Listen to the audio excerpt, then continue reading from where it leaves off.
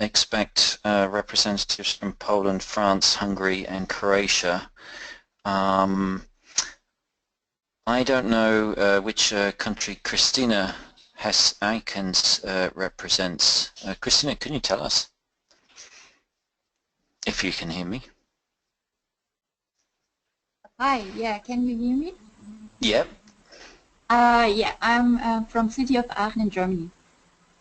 Okay, so you're also part of the German network then. Okay, thanks very much. Okay, Lydia has joined now for Croatia and Slovenia. Stefano, is that you for Isinova? I don't see a microphone there.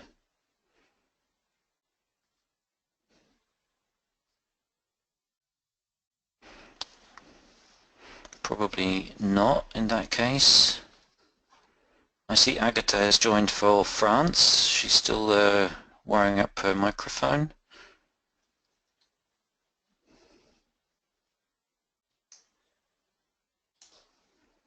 Susanna has joined us also, that's great.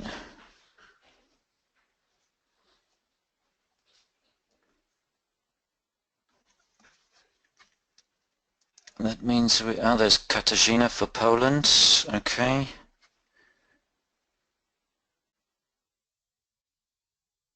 We're almost complete, I think. Let's have a look again. Susanna, Stefano, Hanna, Lydia, Agatha, Katarzyna, Radomira, and Antal for Hungary.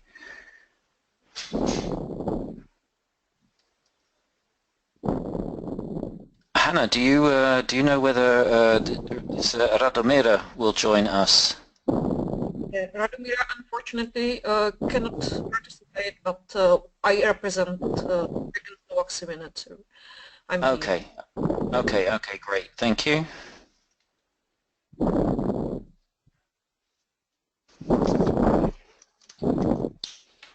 Okay, then we just missed the Hungarian representative, which is funny since we're in Hungary. But he and I were talking this morning, and he's filled in the doodle. So we'll give it just a couple more minutes, and then we'll get underway.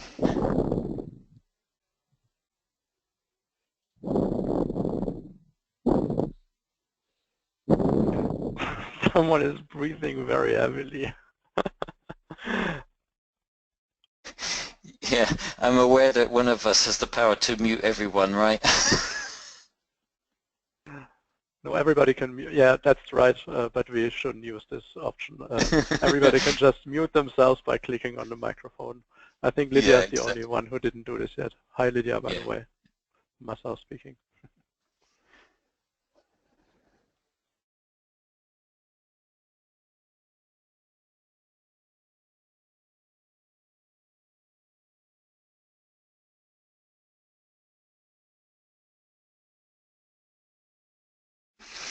Okay, and just to check again, Stefano, do you hear us for Isinova?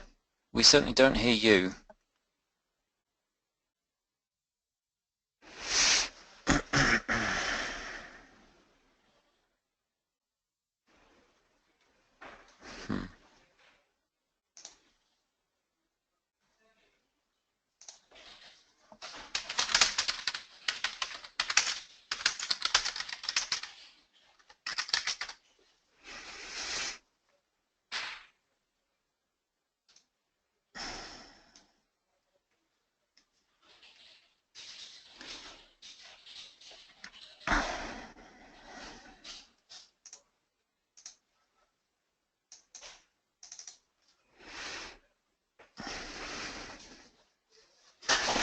I'll just call Antal and see if I can find out where he is. Bear with me.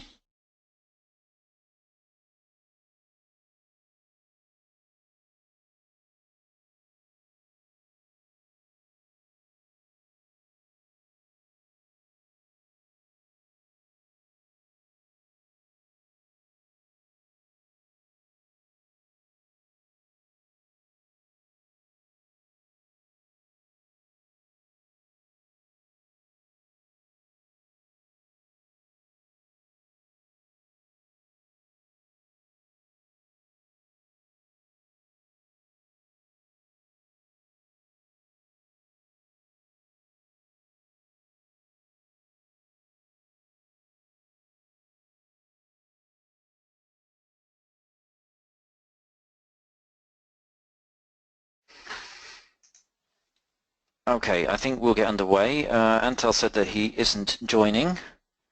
I have not seen a response from Stefano, so I don't quite know whether he's able to hear us. I presume not, and they'll try to dial in again. So hopefully everyone hears me loud and clear. Welcome and thanks very much for joining us on this Friday afternoon. I hope the sun is shining where you are. I had a wonderfully inspiring 1 hour or so this morning when I listened to Bonnie Fenton from Ruprecht Consult, accompanied by Marcel and Hannah, when they gave us a how-to webinar last autumn. And I only hope I can do half as good a job as they did.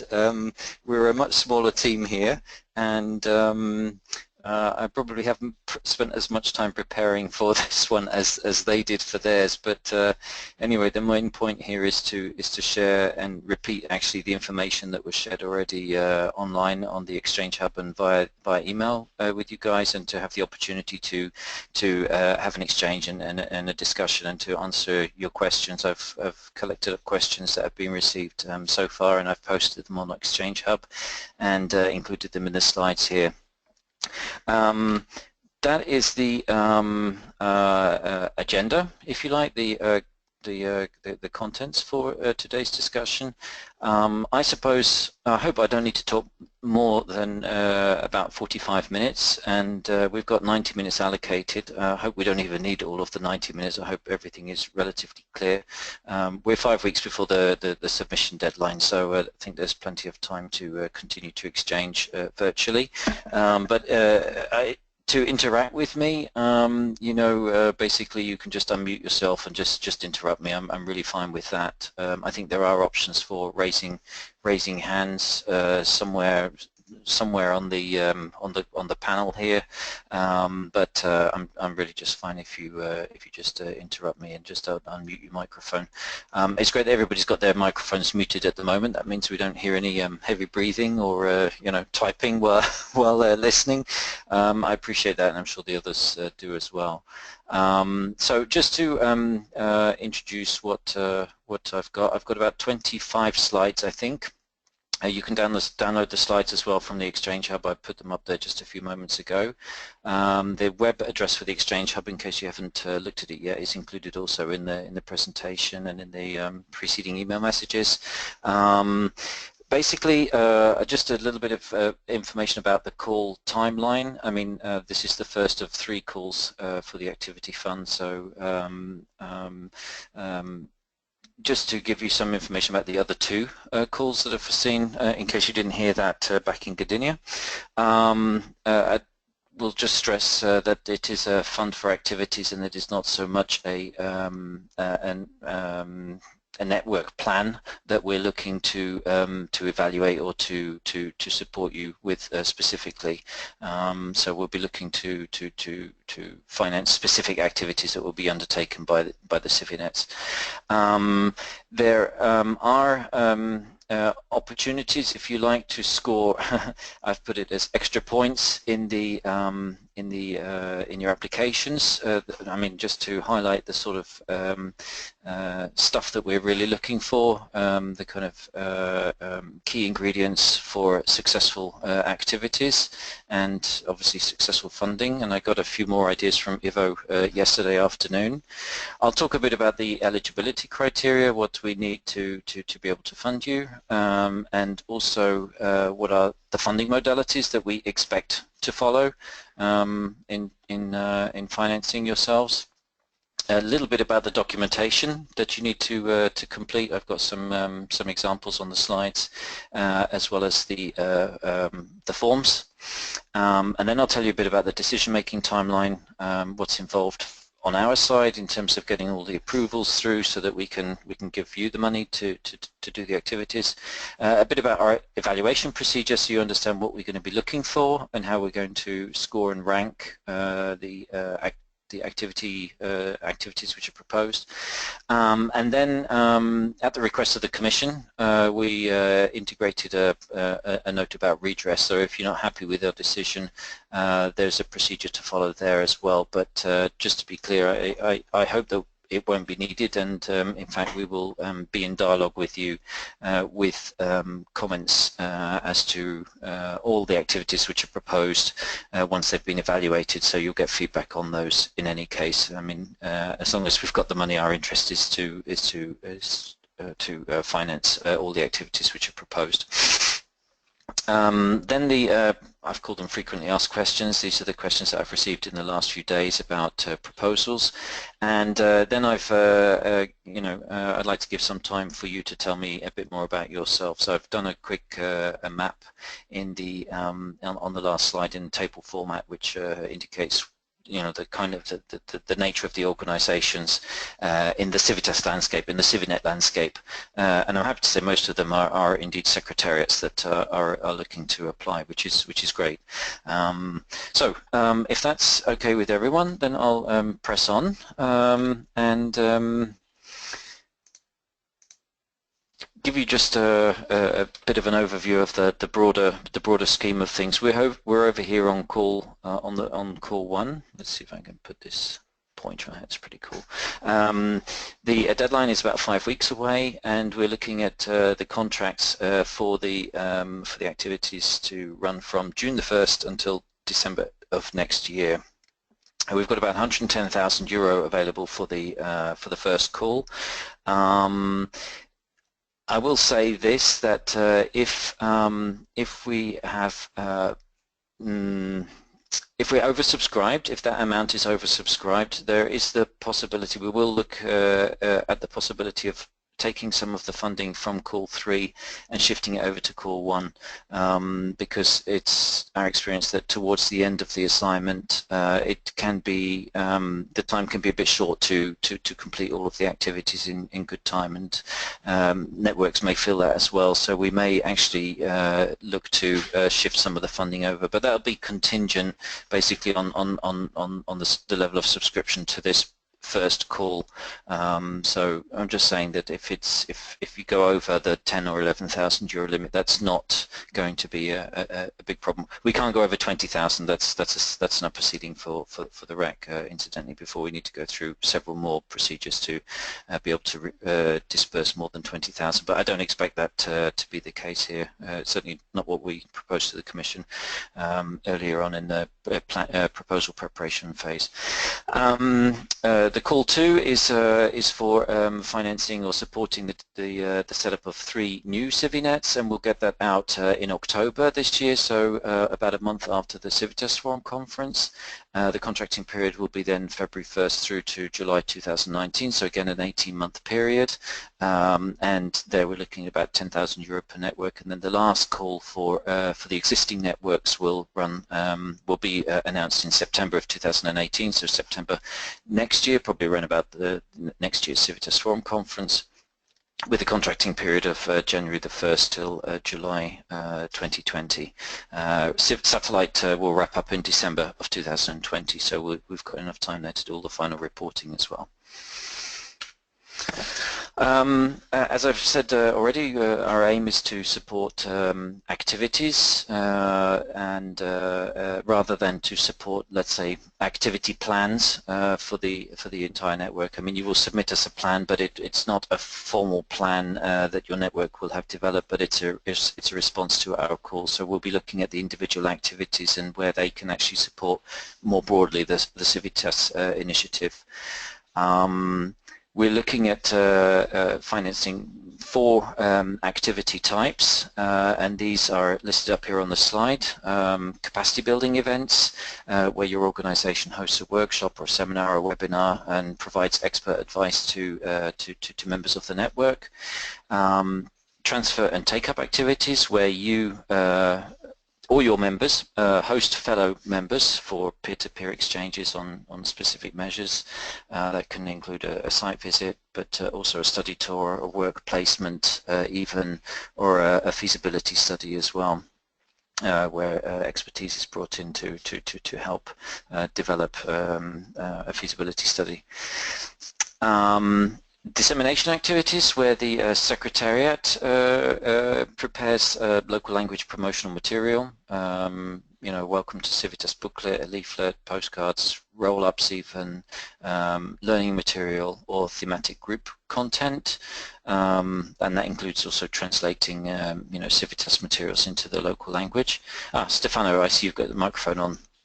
Yes, I'm there. Sorry, I understood it was not yet started. I'm sorry. I'm there anyway. All right, okay, I do apologise, yeah. Well, you've only missed about five minutes or so, so... Okay, it's okay, it's okay. You'll quickly catch up. Thanks. Yeah. Okay, and then other activities, and within this this category, we're looking at supporting activities where the network actually promotes or shares information about itself with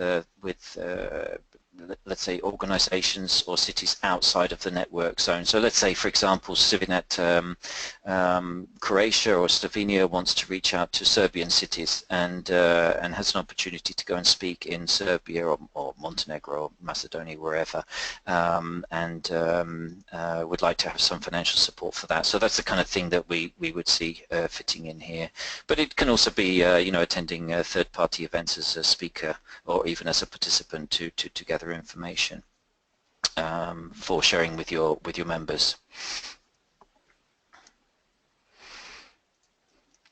I mentioned the notion of extra points, and so obviously we're keen to support activities which are, you know, reflect what CIVITAS is about, which is of course clean air and better transport in cities.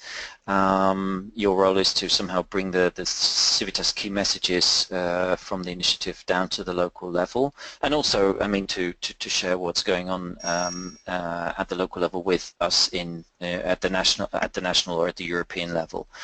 So it's a kind of a two-way exchange. What can also be interesting is to try to link up with the new low emission mobility strategy of the Commission that was launched or came out last year, and that's obviously aiming to support the Alternative Fuels Directive and the rollout of alternative fuels infrastructure and use of clean fueled vehicles. So links with that, I think, are welcome. And of course, there's also the collaborative intelligent transport strategy as well, which is not mentioned in the call text, but that's also an initiative which the Commission is keenly pushing, that came out last year. So that might be something to link up with as well. That's about intelligent vehicles, automated vehicles, intelligent infrastructure, and so on. We're also keen to see how you can help us out with the activities that we are responsible for within satellite. So that means things like the forum network expansion, let's say, the development of the forum network, the support in organizing the CIVITAS Forum Conference, thematic groups, how you link up with the thematic groups or with the political advisory committee, and also activities which help to strengthen the the CIVITAS communications media, such as the website. So activities which acknowledge and support those kind of cornerstones of the CIVITAS initiative will be really welcome. They're not part of the scoring scheme, but certainly they'll be looked on favourably if you do make reference to those. And yes, as I've mentioned there, we even will welcome activities specifically oriented towards supporting the organisation of the CIVITAS Forum Conference. In case you don't know already, it's going to be in Torres Vedras, and the dates have been confirmed.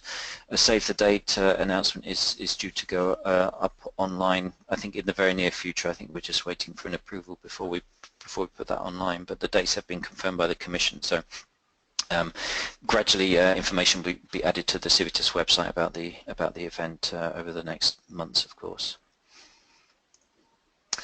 Sorry, Jerome. What do you mean for supporting the organization, the CIVITAS Forum? What kind of activity we could eventually organize to additionally support such organization?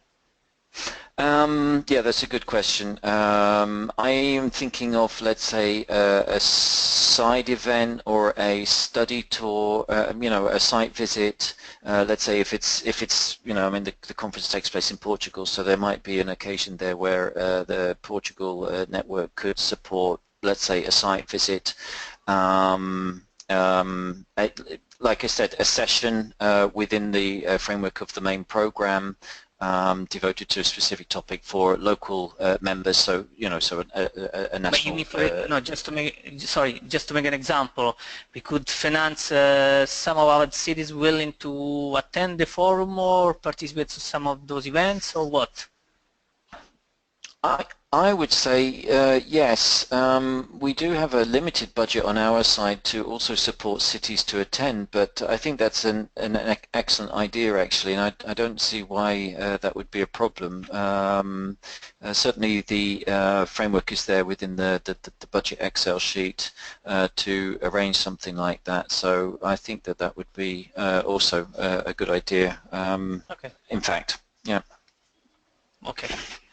All right. Obviously, ideally, they should Jerome, be English speakers.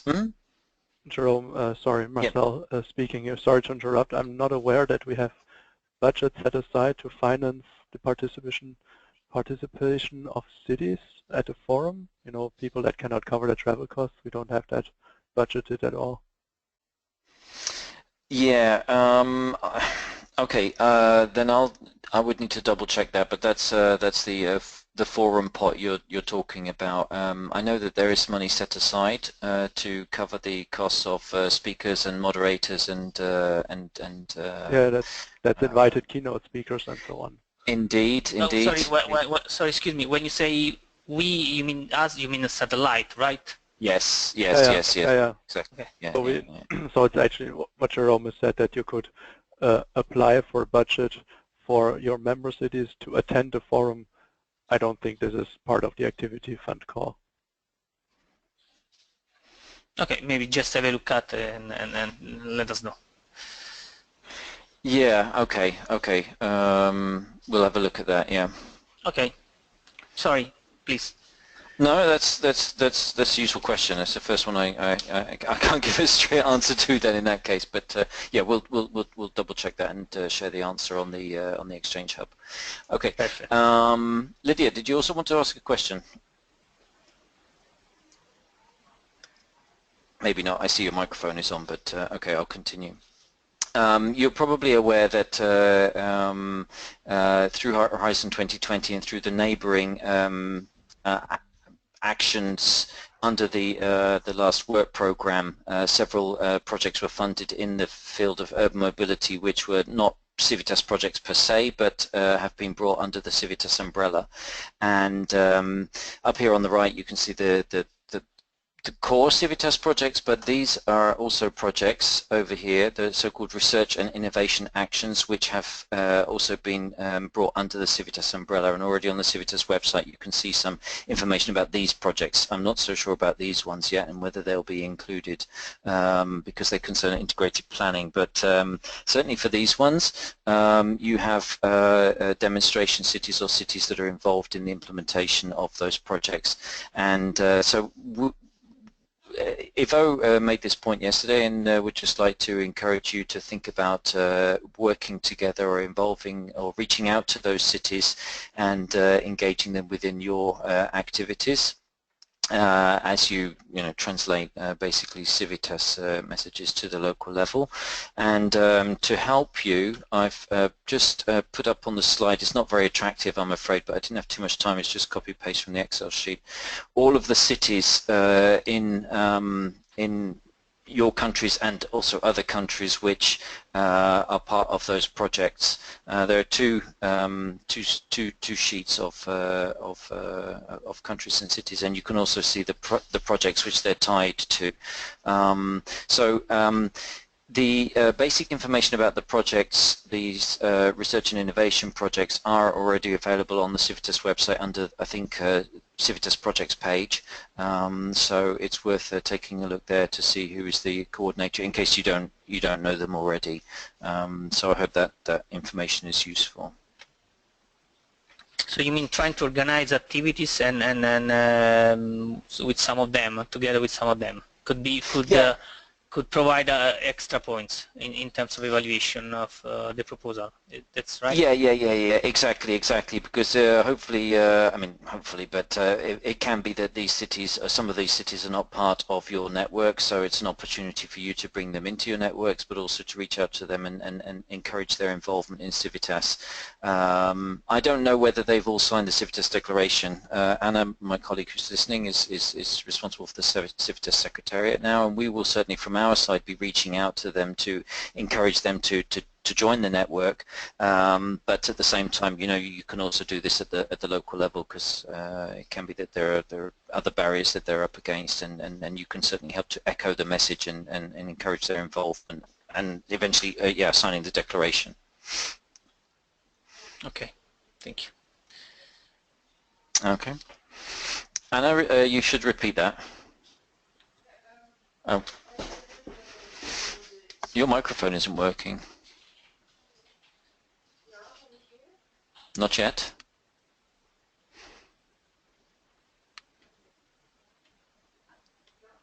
No.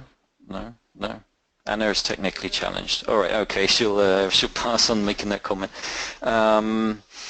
Okay, in terms of eligibility, we are looking for, as I said, applications around the range of 10 to 11,000 euro per network, and as I said earlier, networks can apply for lower or higher amounts depending on the foreseen activities. Non-secretariat organizations can also submit an application. Let's say, for example, National Network Manager, if it's not going to be the CIVINET Secretariat itself. If you're not the network secretary, or if you're not the secretariat, yes, for example, you're a member, it's important for us that your proposal has the Secretariat's endorsement, obviously that the activity is being proposed in coordination with the Secretariat, and also with the support of the National Network Manager. I'm aware that in some cases it's not as clear-cut as that there's just one Secretariat and that Secretariat does everything, but there are different partners that are involved for various different reasons, technical, practical, historical, and so on.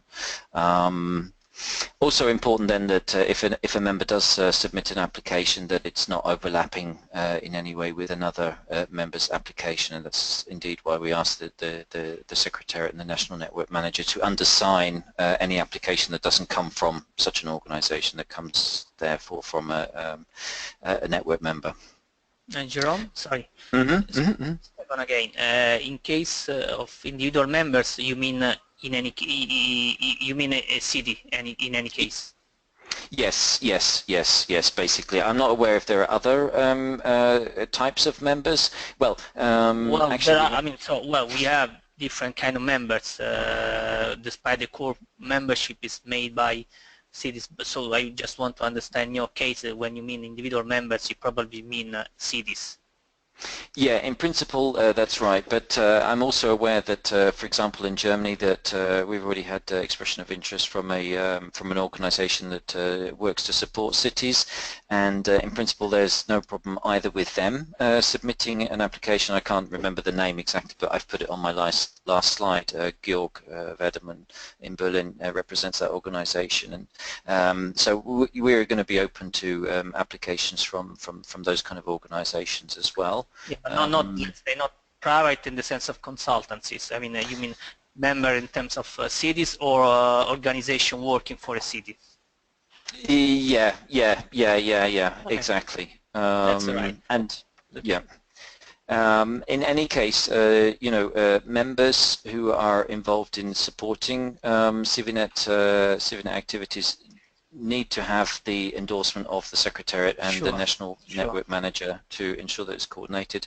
And also, I mean, for a couple of reasons, we'll need to cap those proposals at 5,000 euro. One of the reasons is that if we go above that amount, we would need to have three estimates, three 3 offers. Basically, for our internal decision-making procedures, we'd need to evaluate it against a couple of other offers, and obviously the aim here is to support the CIVINETs. Sure. So Totally agree. Totally agree with so yeah, okay. And of course, on the other hand, I mean, this is, in principle, this fund is for secretariats, so we're looking at funding larger amounts to a central body that's going to be supporting the network rather than the individual members. But I'm aware that in some cases there aren't secretariats or they're not in the best position to be able to lead on such activities. So, we don't exclude members. Okay, and then yes, obviously, if a single activity is going to have a larger budget, the way we foresee around this is where 2 members would share the costs of the activity. We can't do that at the REC where we'd split a single activity into 2 contracts for the same organisation. We'll get into a lot of trouble if we do that, or I certainly will, so we won't be looking at that option. So it'll have to be a task share with another member. Okay, and then I've just put up here the kind of documentation that we need to support your application. So for Network Secretariat, apart from a list of project references and a list of your members, and that's in everybody's case, we'll need that information. Don't worry about the reference to CV up here. I should have taken that out. For national network managers, a letter from cities endorsing the organisation as a manager, or from individual members, some kind of recognition that they have been endorsed as a representative to apply and undertake activities on behalf of the CIVINET network. Jerome? Yep. It's Michael, just a question. Hi, Michael. Could you go back a slide, please? Mm-hmm. For Germany, we have a legal constitution more or less for the CIVINET, so I assume that these points you mentioned will not apply under that situation, because we are a legal entity with CIVINET as a club. Okay, you mean applying as the Secretariat? I won't call it Secretariat, because for us it's different. We are the network. We're CIVINET, and we are a registered club in Germany, so we are the legal entity. Right. Okay, Secretariat is a little bit misleading in terminology. Right, okay. So, a national network manager, would that be the category you'd fit into then? Probably that fits better, yeah. Just in terminology. Okay.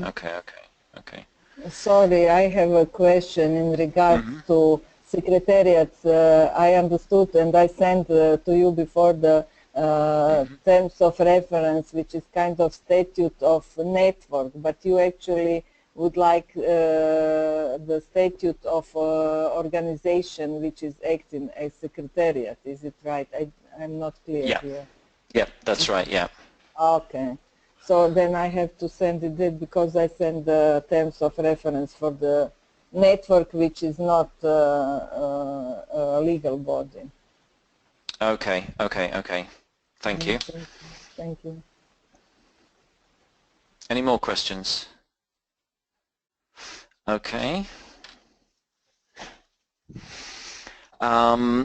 These are the funding modalities that we aim and expect to follow. I might have some challenges internally to realize that, but since I've put that already in the announcement, this is what I'll endeavor to ensure, namely that we issue a prepayment of half of the contracted amount to you as an advance payment, basically. It's perhaps quite generous, but I'm aware that the funding situation for some of your organizations can be a bit challenging. On the other hand, we will be subcontracting you, and normally subcontractors are reimbursed, so this is the challenge I'll need to face a little bit on our side.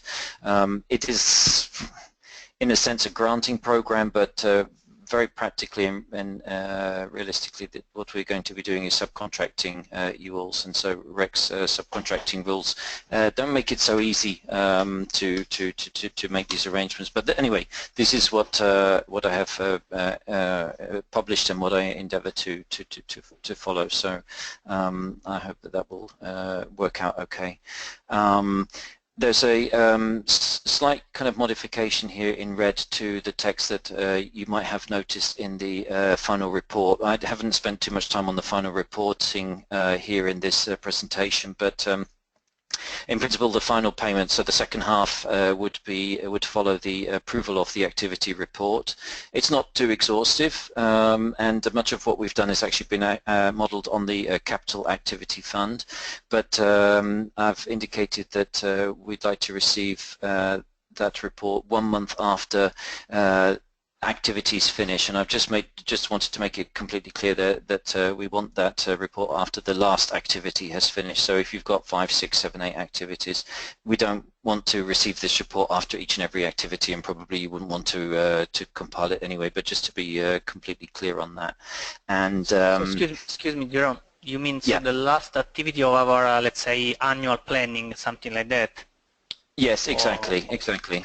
Yeah. Once our plan is completed, if you have 5 different activities along 1 year and a half, you will wait till the end of the planning, the total planning, right? The total plan or the entire plan. Yeah. That's correct. Yeah. And because you're being subcontracted, we would need to receive from you an original invoice signed and posted to us. That's the basis for payment. And also copies of invoices for expenses incurred. So if you end up publishing some materials, or you engage a speaker for an event, we'll need the copy of the invoice to be able to reimburse that expense as well. I hope that's not going to be a problem for anyone to issue us an invoice. No, that's not a problem. Okay. Jerome, it's Georg speaking. Hi, Georg. You mentioned 3 quotes you need prior to the activity. Could you explain again, because I couldn't really understand what you meant. Basically, it's nothing for you to worry about. I'm just saying that if we can't go above a ceiling of €5,000 on a subcontract for a network member. If we go above €5,000, then we would need to have 3 quotes. The way we are going around that, in the case of the secretariats, let's say, or national network managers that are submitting us full activity plans that go up to 10, 11,000 euros, to put you on the preferred subcontractors list. That is our way around that, and we issued a call for those forms to be filled in for today, so that we can get those approvals before and to allow you enough time to prepare then the applications, the full applications. We didn't want you to do that without having the approval from us first. But for a national network member, I think you basically don't need to worry about these 3 quotes. Okay. As long as your proposal is under €5,000 or €5,000 exactly. Okay. What you need to be aware of and to take care of is that our grant agreement with the Commission states that EC and INEA may carry out third-party audits up to 2 years after the final payment has made. So they may visit you on site and check all your paperwork and your books and so on. So for that reason, and I'm sure you do that anyway, and you know that you'll need to keep all copies, original invoices, tickets, receipts, payslips, timesheets, and also be ready to share information on your overhead calculation. I've had a couple of questions about overhead calculations, so I'll come to that in subsequent slides, but anyway, I'm sure you've dealt with auditors all before, but in case you haven't, that's what you need to make sure you keep. You should not subcontract a third party. That's not an expense we can reimburse, but I'm aware that you may need to engage experts to help you out with, a speaker, for example, or I think in our sample we put study tour guides and things like that. So important is that they can issue you an invoice, and then you'll pay against an invoice, and so against that invoice, a copy of that invoice will be able to make a reimbursement. If a network member, a specific network member, wishes to host fellow members for a peer-to-peer exchange visit, a site visit, whatever, then I suppose it makes most sense that they submit their own activity fund application. Presently, I can't think of another way around arranging that, but we're open to suggestions. I think in the case of where a secretariat wishes to organise an event and engage a speaker, there's a relatively small expense. But if there's a larger expense to be incurred at a particular site, it may simply be easier that for a network member to submit an application with the endorsement, of course, of the secretariat, and then we set up a separate subcontract with them. Jerome, excuse me. One question in regards to engaging experts for panel discussion. It's a relatively small amount, but some experts are not able to issue an invoice, but we usually sign a kind of contract. Is it also okay? Yeah, because of the legal issues, because they are not, for example, registered as a business entity, so we hire them as an expert on author honorarium or something like that. Yeah, I know what you mean. I'm going to say tentatively yes. I mean, it's almost like a subcontract actually, and I've written there that you mean not subcontract a third party. That's not an expense that we can reimburse. But I'm going to double check that, because honorarium is I can appreciate that in some cases that's the only way around this, the only alternative then is that REC would subcontract that person directly, but still we're likely to need an invoice from that individual for his services, his or her services. So that's not really going to solve the problem, I think.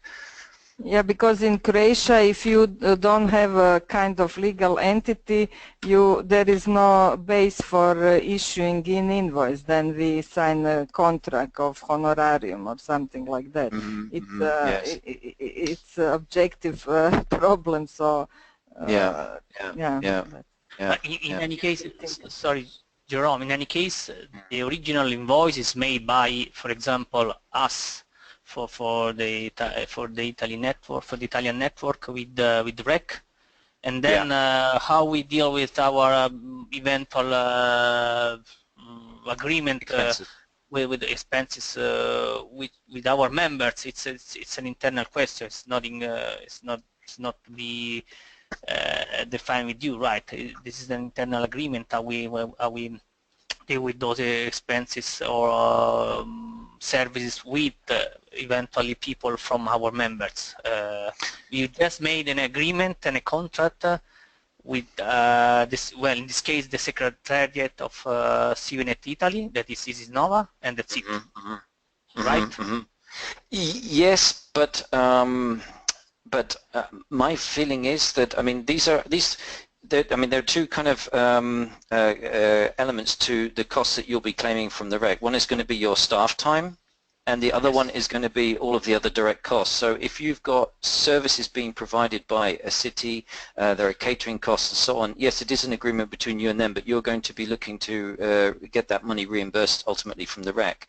And so we're going to need to see the documentation, to evidence that those costs were incurred. And so we'll need a copy of the invoice that the city has issued to you. And as long as we have that documentation, that's good. I think that's going to be fine. As long as it's an invoice. Yes, that's it. Okay. Good. Okay, then as I've already mentioned, we're looking to receive ID sheets, subcontractor ID sheets from those organizations looking to submit fuller sets of activity proposals, and I'm very happy to say that Spain, Portugal, Slovenia, Croatia, Italy, Romania and Netherlands already submitted their documentation. I acknowledge that, Lydia, you said you have to substitute some of the documentation that you sent, and also I can just mention that basically the UK has kind of dropped out. Everybody saw that message, I think, so I don't need to repeat that, but I did ask them whether they can endorse, let's say, an application from a member if a member wants to apply, but I'm not sure that members will be informed about this opportunity, because I mean the the two ladies, Samantha Jones, I think, and I can't remember the other lady, Sarah Clifford, they didn't respond, neither has Andrew Varley, so I don't know whether they ultimately would be undersigning applications. So it may well be that there is not an application from the UK, which of course, in a sense, then liberates some funds for other more money other for the networks. others. More money. Indeed. In principle. In principle, yeah. Okay, briefly on documentation. I've put it all on the Exchange Hub at this address, and you've got the application form there, an annex that goes with the application form that requests details on budget and on the specific activities. There's some instructions to help you through the process in case anything's not clear. Sample forms as well. To illustrate, and I'll come to that in a second, and then also the activity reporting template, and I've just put an asterisk there, so to keep in mind the note from the last slide about submitting your report 1 month after the last activity. That's the form, and this is the form in case you haven't had a look at it already. I've tried to keep it as simple as possible. You've got your basic organizational data here, some background information about the network, which is really going to be really interesting for us to have a look at because, as I said before, we're looking to expand the CIVITAS network. In fact, it's worth mentioning, I think, that our goal is to raise the level of membership until 2020 to about 400 members. Currently, we're at about 250 members, so we're looking at adding about 40 cities per year. Starting already this year, so it's not that we're going to be haranguing all of your members and asking them to sign the declaration for the CIVITAS Forum network proper, or the international network, but certainly we're keen to see your members, and so we've asked you to share information with us about the members of the network and other issues so that we can get a good understanding of the network here in question 3. Question 4, or section 4, has asked you to give us some brief information about your proposals. I would fill this in after you've done the Excel sheet, which is to be annexed to the application form. You see here a reference to the CIVINET Activity Fund application form. It's an Excel sheet, and there, and I'll put that up on the screen in a minute, is where you'll detail the individual activities. And the same with the budgets, the budget costs. You don't need to fill in anything here, but that section is part of the Excel sheet, and that will come in as the annex to this to your application, and then the signatures are required here. So I think that's, and hope that's fairly straightforward. That's a screenshot of the activity description. 1 row per activity. You can insert the activity type, and that was included on the, where is it here? You can see here the 4 categories of activity types. I mentioned them at the beginning of the presentation. I'm sorry, it doesn't come from a drop-down menu. I'm not that smart enough with Excel to set that up, but you can type that in, and once you've done it, it'll copy for the other cells. Indicate the type of activity. As much detail as possible, please, on the activity, when you expect it to happen, the number of attendees for the event, the target audience, the relevance, and the impact. This column here, the value, for some reason I completely overlooked to make sure that that was copying data over from the second sheet, which is in the file. So forgive me for that, but you can copy that budget data over from the second sheet. And then priority level, how important do you rate the activity that you put in the sheet? And well, I've put 7 or 8 activities in here. I suppose that should probably be more than enough. Probably you're thinking about less activities, but there's no actual limit. Then the budget data, I think there shouldn't be any surprises there for anyone. Your activity number corresponding to a row, basically the person months, the monthly rate, the total staff cost is calculated automatically, the number of people for travel tickets, hotel costs, subsistence and catering costs and other costs as well that you might incur. For instance, as I said before, a speaker or a panelist or a study tour guide or something like that. If you need to add an extra row because there are multiple costs, then just please insert that row. Make sure that the formulas are updated so that the total cost is the sum of the individual costs, and then ensure that data goes into the previous page, the here in this page. Yep. Question. Georg speaking. If I was to plan a workshop including venue costs, including catering costs, including speaker costs, and so on, I mean, is the expectation to list different cost items separately, or is it just one row for the workshop, including several sub items, cost items, if you like?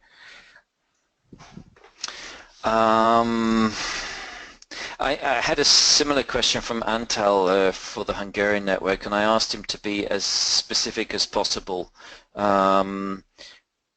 What we will reimburse, let's say at the end, will be up to the maximum amount of on the contract that we will have signed with you. So you want to make sure that you've got enough money there to cover all of the expenses, and for that to happen, it's good to be as detailed as possible. I think.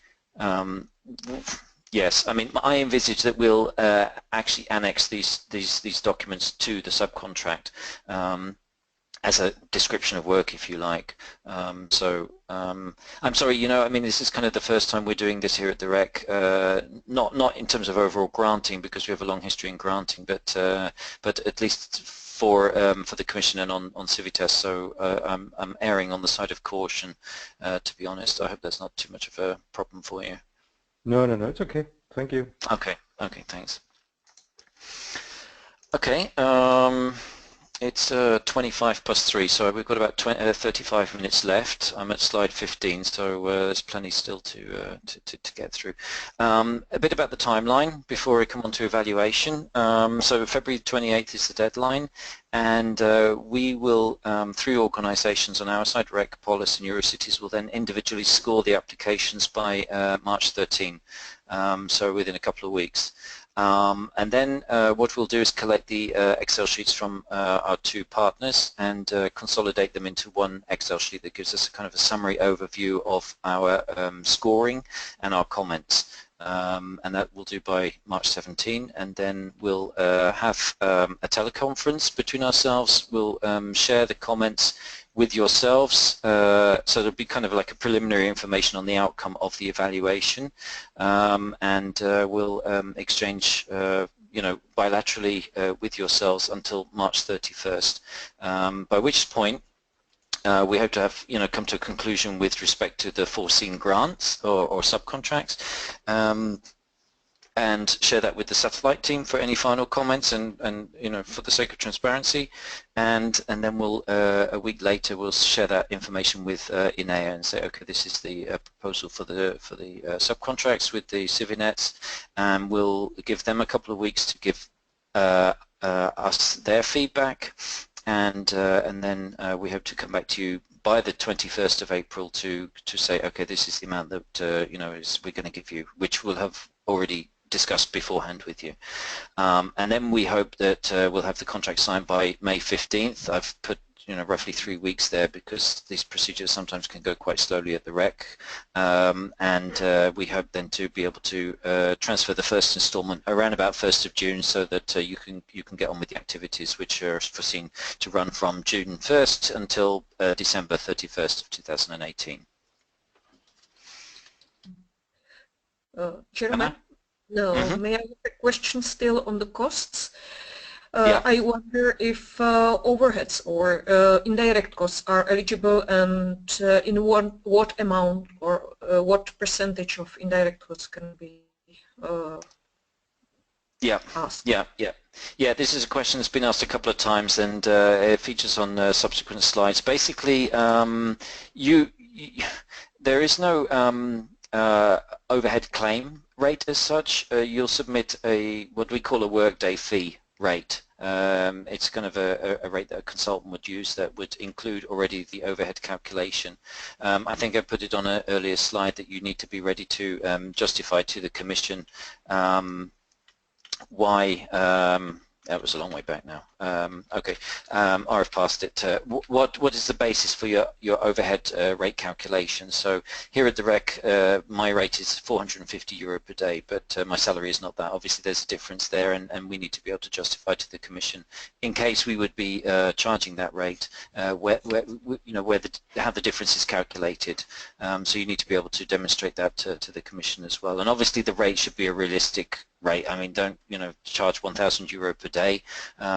Charge something that's realistic at a national level, and that's your overhead claim is basically integrated into your daily rate. Okay. Okay. And indirect costs, like costs of rental of our office and printing and stuff like this, phone calls. Well, yeah, I mean again, that's yeah, that's part of your. Sorry. If the overheads, is it the same as indirect costs? It means it covers costs like this for phone calls and paper and rental of office and stuff like this. Yeah, exactly. Yes. So it's applied like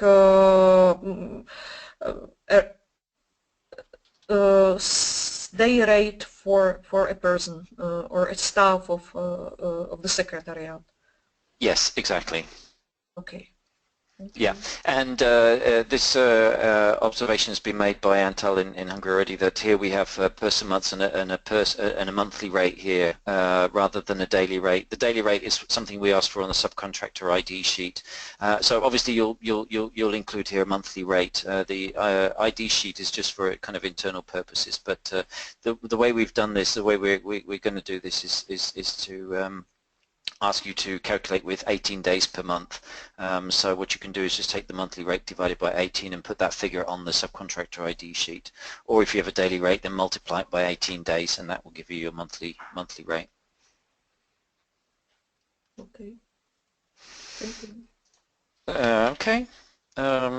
The evaluation process, this is the Excel sheet that myself and my colleagues at Polis and Eurocities are going to be using, and it's got some maths in there.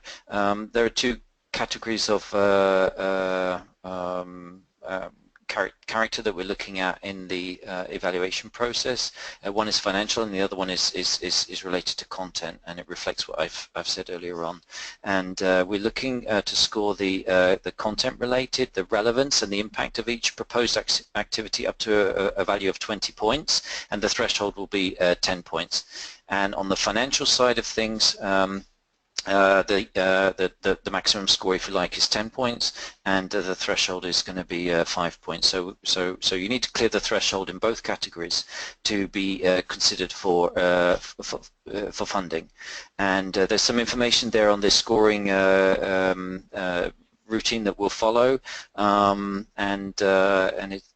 I mean, you can read that for yourself, but 0 to 5 or 5 to 10 information is generally unavailable or incomplete, or it's not sufficient to understand the relevance of the activity, or the anticipated impact is not realistic.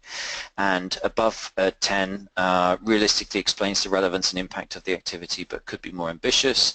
And 14 to 20, actually there should be 15 to 20, I guess. Clear relevance and anticipated impact is realistic.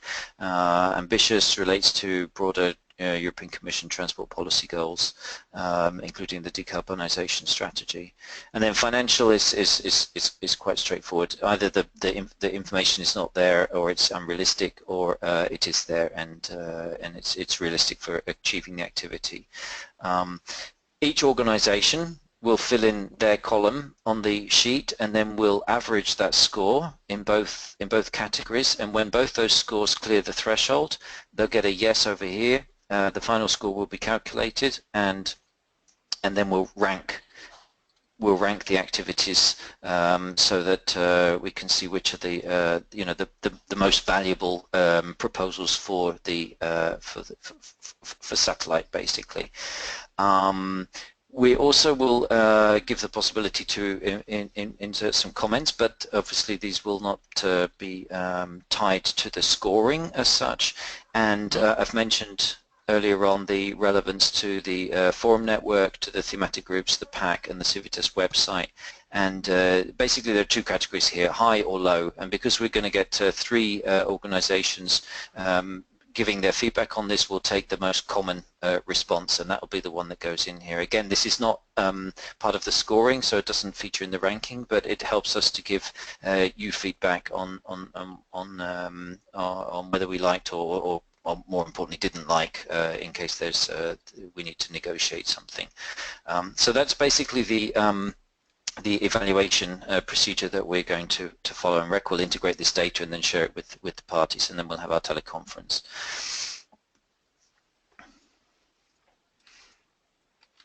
Okay. Now, redress, in case you're not happy with the decision, and that decision I think is going to be released on April 21st, then you can put the complaint in writing and indicate who you are and what is the activity you're complaining about, and why you object to the decision of the evaluators, and then we'll receive that no later than April 28th, and we'll give you a response in 5 working days by May the 8th. But in the meantime, we'll continue to negotiate the other contracts, so we don't want this to delay what is going on with the other networks or with the other activities that we want to finance you for. But I hope that through the bilateral negotiation up to April 21st, everything will be resolved. Certainly that would be my interest. So questions that I received. This one came from Katarzyna in Poland regarding our subcontractor ID sheet. Do we have to give you the general university account details, or do we have to create a new account? No, you don't have to create a new bank account. The university account will be fine. I've indicated preferably euro.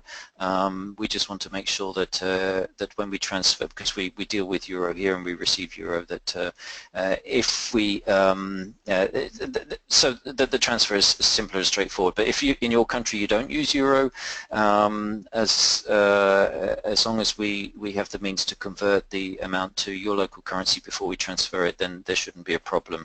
And I think in terms of the countries that we're dealing with, I don't see any obstacle there. I've explained already the offered rate. That's the one that is here. So I'll just pass over that. Concerning subcontractor qualifications, a short description of our university and long one for the department with fields of interest is fine. It's basically a kind of reference list, description of the organization. And no, you don't have to include CVs of the individuals that are going to work on the project. I should have taken that out. From the Hungarian network, quite a long list of questions. Is there any regulation concerning the calculation of rates? This is what you were asking, Hannah. Not to my knowledge, but they should be realistic. And I've mentioned again that the EC and NAMA carry out a third-party audit in which you'll need to justify where that rate comes from.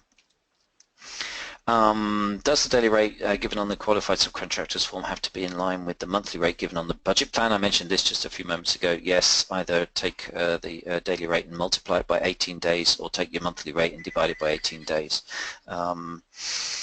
That's simplest enough for that one. If we propose a series of workshops on sustainable urban mobility issues, do we have to give all the topics in advance? Yes. We want to know, basically each seminar should appear as a separate activity in the activity plan in your proposal, rather than a series of activities. Antal was concerned that within a 2-year timeline of implementing projects, and the fact that they usually like to get feedback from members in advance, it's going to be rather hard to foresee what they're going to do within the time frame. But in fact, the time frame is not 2 years, it's 18 months. We're talking till December next year, and the good thing is that there's 5 weeks still to to submit your application. So I hope that would be enough time to solicit the feedback of members for the for proposing workshops, and he seemed to be happy enough with my response. How flexible is the budget during the implementation? I'm going to say it's not so flexible because we're going to attach, as I said before, the activity descriptions and budget sheets as annexes to your contracts. That said, the amounts that will be on the contracts will be maximum amounts, and we can certainly go up to that. So you know, it might be wise to perhaps very slightly overestimate what is going to be required to implement the activity, so that we've got that flexibility there. If you go over, it means that we have to do another subcontracting process, and it's a real pain, honestly, to do subcontracts. So I'd rather avoid that that situation, and then we have to justify why a subcontract is needed for a small extra cost. CIVINET Romania asked, does this qualified subcontract form have to be signed? No, that's actually an internal rec signature that needs to go on there, so don't worry about that. From the German network, from Georg, is my understanding correct that the fund would finance up to €5,000 for a single activity submitted by a single network member at 100%? The funding rate is not explicitly mentioned in the documents. Yes, exactly. We'll subcontract a network member for up to that amount, and as I said, it's a rec ceiling in principle, but just keep in mind that you want to make sure that you know, any activity that an individual member proposes is done in coordination with the Secretariat or the National Network Manager. And the funding rate I've talked about already before. And then this was a nice idea from Jose Maria in Spain. Is it possible that two networks can apply together for the organisation of one event, course, or something else? And I think that's a very nice idea. Actually, shows the collaboration. Obviously, just the accounting has to be done in such a way that the costs are shared and carefully documented, so that each organisation gets reimbursed or you know, gets the finances it needs to host the event. So that's something you might want to think about as well. That's actually pretty much everything from my side. This is just a kind of a final slide where I've just mapped the status of the organizations that we expect to be dealing with on this call, and I see that I mean the black ticks are basically those secretariats that have already submitted their preferred their subcontractor ID sheets. Czechoslovak came in today. Spain, Portugal was back in several weeks ago.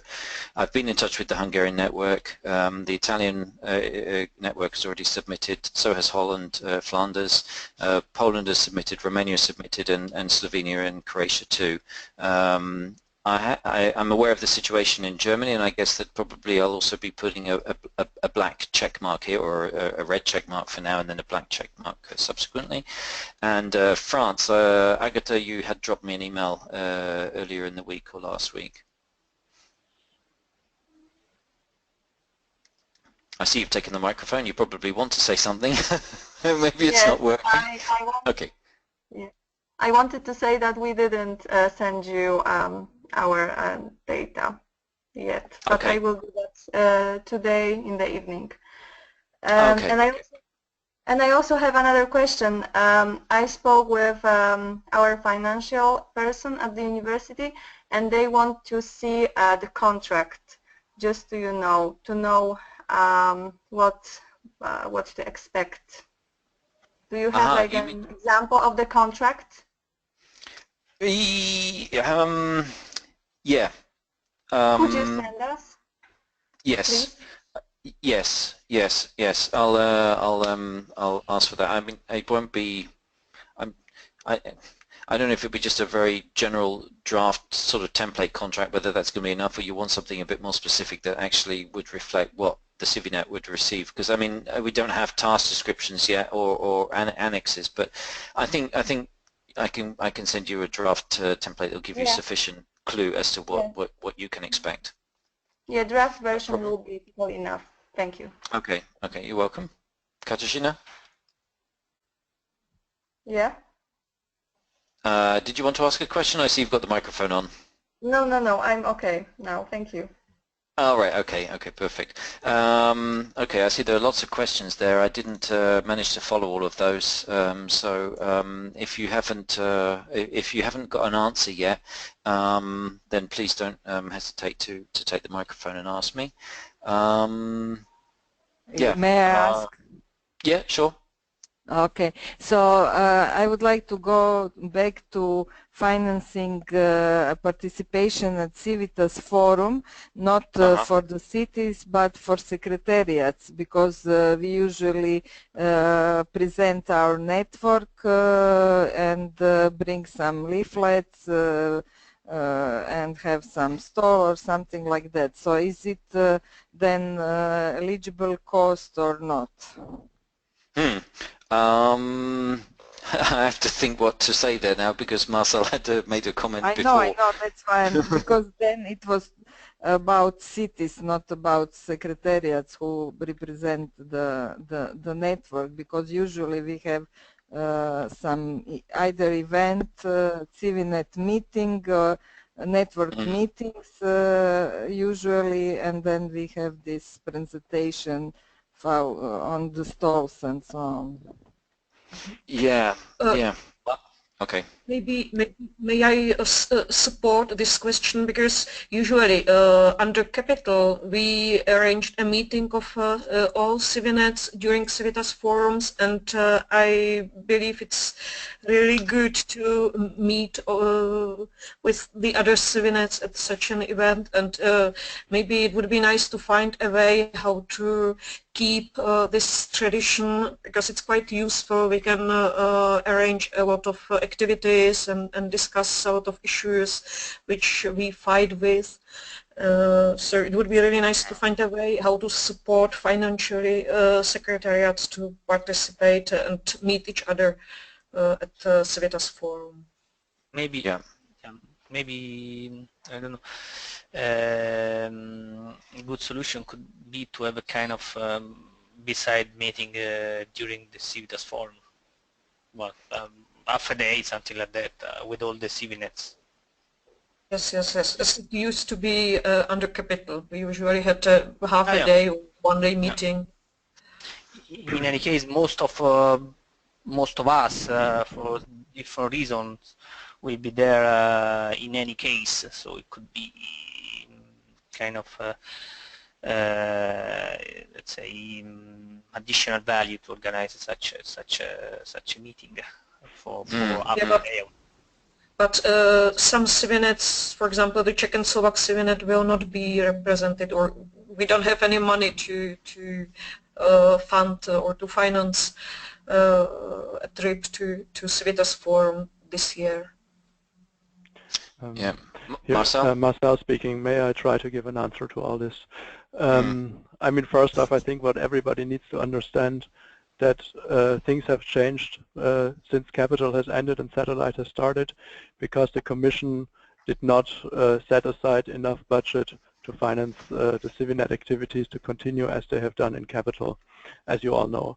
So this means, of course, now you're all, previously in Capital, all the networks apart from 2 have been partners. So of course you had budget to travel to the forum and to have a meeting of all the CIVINETs there, because this was an activity and a task integral to the Capital project. This is not the case in Satellite, so there will be, of course, no CIVINETs meeting, because this is not, we are not members of the Satellite consortium. There is no task like this anymore. So we cannot finance your trip to the CIVITAS forum. So the only way for you to receive budget from the activity fund to join the forum is that you would carry out an activity at the forum which you organize there. So your activity doesn't take place in your home country, but it takes place at the CIVITAS forum, and only in this case we could reimburse the travel cost through the activity fund, but not if you just want to participate in the forum and meet some of your members.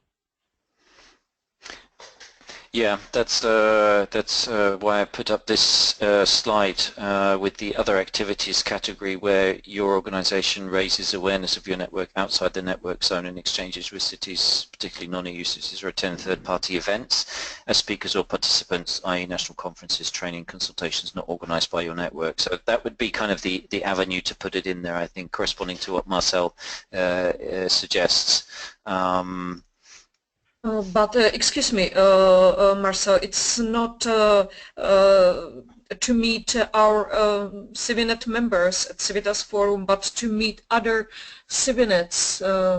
I mean to meet all the 11 CIVINETs, European CIVINETs, representatives of 11 European CIVINETs, and to coordinate our activities among CIVINETs, not only among with our members, but with the other CIVINETs.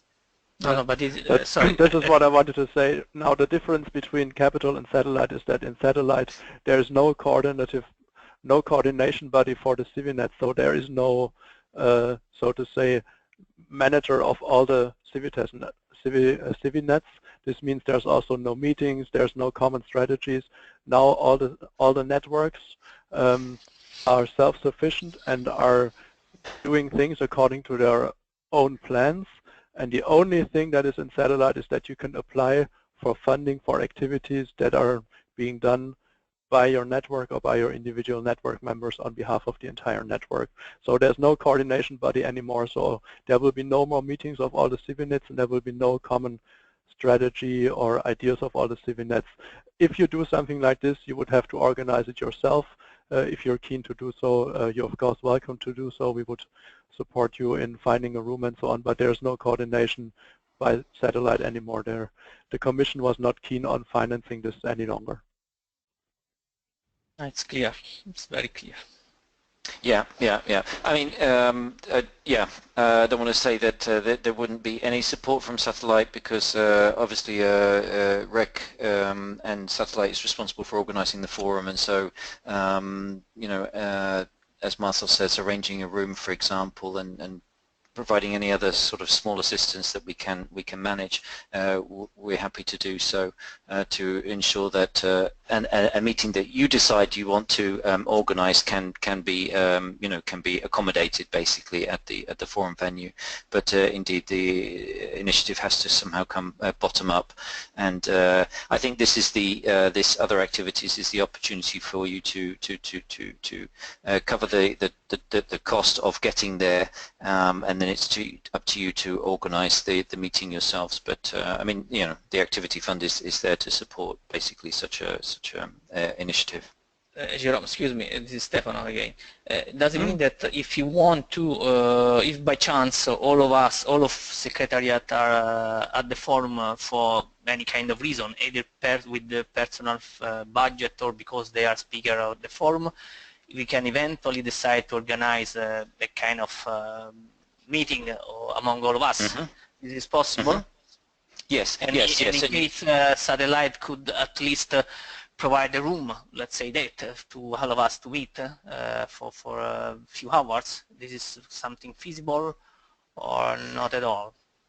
Well, I mean, certainly Csaba and Anna, who are involved in the practical organisation of the meeting, will need to keep a track of all of the meeting rooms that are being requested and make sure that they're all, you know, subsequently available. Now, whether the host city wants to charge a fee for recovering the cost of the meeting room, and then how we're going to go about recovering that is another question. Hopefully, we could manage to squeeze out the budget from the available resource that we have, so that you don't need to worry about that. But so it would be a kind of informal meeting among us, let's say, not the official printing of as was in the past.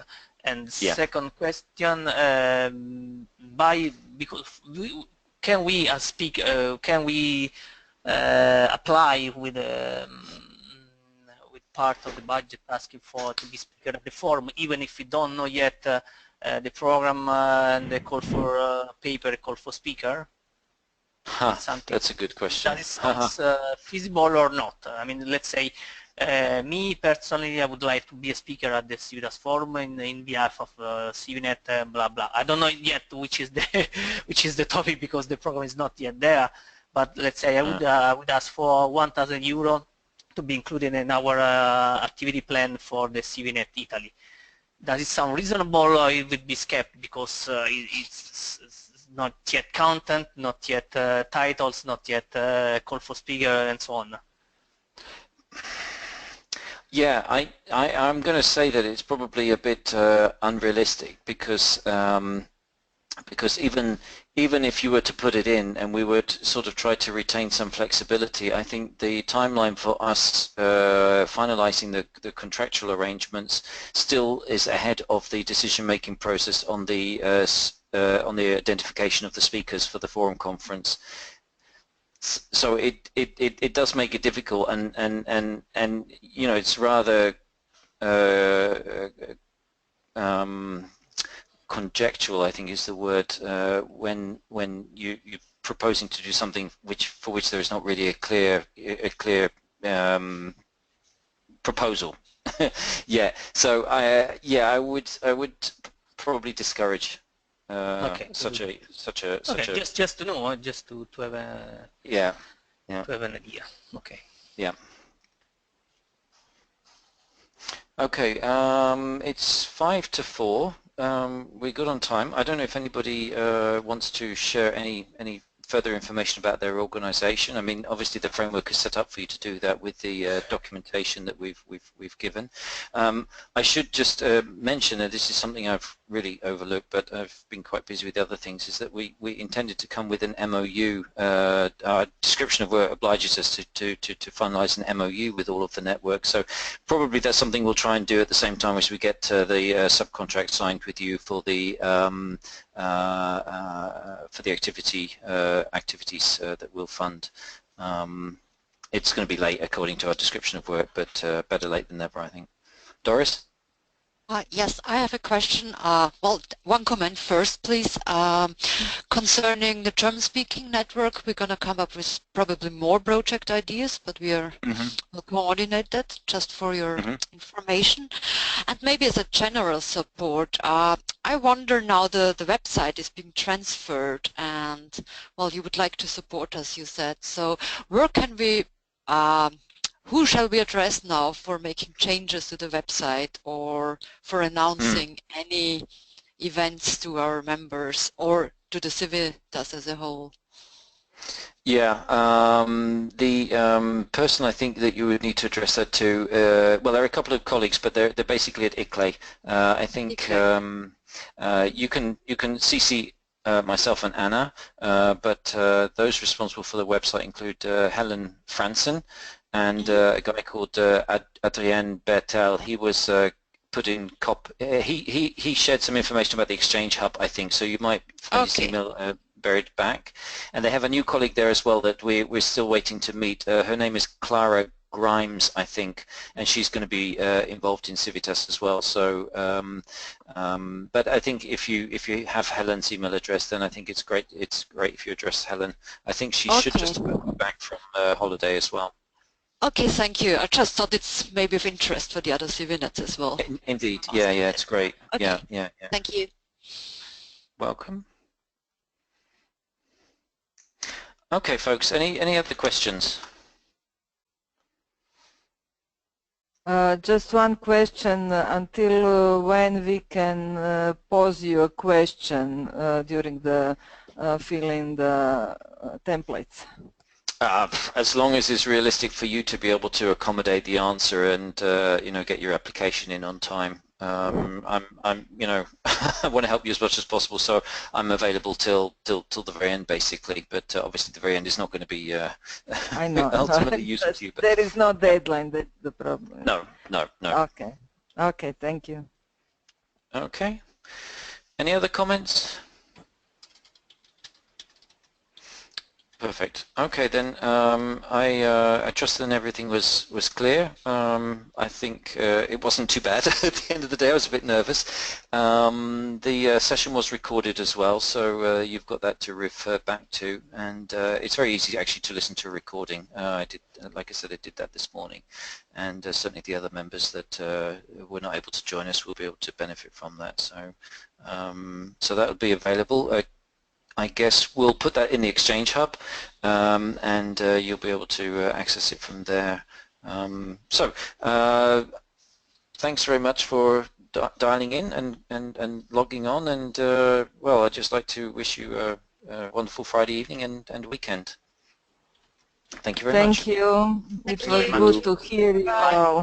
Thank you very much. Bye-bye. Take care. All the best. Thanks, Bye-bye. bye everyone. Bye-bye. Thank you, Marcel.